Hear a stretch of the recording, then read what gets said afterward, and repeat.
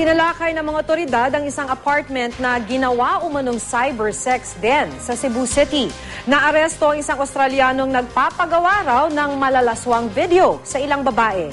Makibalita tayo kay Luan Mayrondina ng GMA Cebu.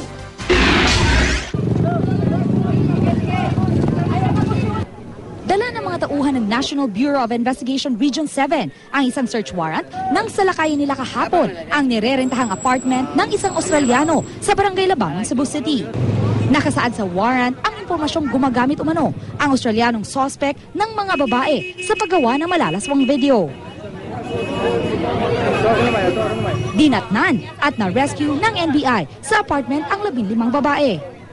The Australian foreigner is engaging sex of our girls, Filipina girls, minors, and of course of age. Then by offering them,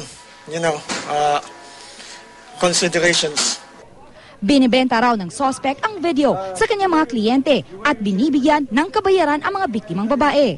Hindi nagbigay ng pahayag ang mga babae. Pero ayon sa kaanak ng dalawa sa kanila, hindi nila alam na pinasok sila ng Australiano sa iligal na gawain. Nauyon man ako iksoon niya. Yeah. Mauli ay sa mo, bisita sa kumama papa. Siya may nagsuporta sa ako sa kamanghod, nagpaskwela. Ayon naman sa suspect, wala siyang ginagawang masama. I don't do anything here. Like you saw, the house is all open. Nothing's hidden. This is nothing. Yeah, illegal. Ang may-ari ng apartment, wala raw napapansing kaduda-duda sa gawain ng suspect sa loob ng 2 taong pagrenta nito. Ang ilang mga door open, kadaghanan na ang mga negosyo sirado na ganyan, dili na sirado.